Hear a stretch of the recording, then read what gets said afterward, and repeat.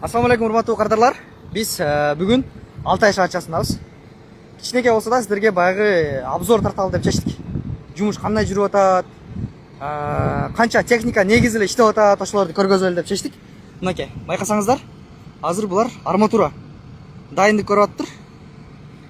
Могу количествону караңыздарчы. Кыргызстандын жарым арматурасы ушул жерде экен. Мына. Могу КамАЗдарды караңыздар.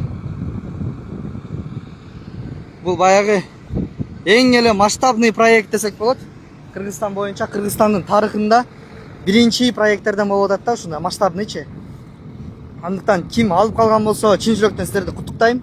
Ала алган эмес, же акчасы жетпей атып, же азыр топтолуп калган, бирок ниет кылып койгондор, биз сиздерди офисибизден күтөбүз. Буюрса жакшы варианттар бар. Менин атым Нурсултан. Түндүк 1 кичи райондогу офисибизге келип, маалымат алып кетсеңиздер болот. Ылдыйга номер калтыра кетейин. Көрүшкөнчө.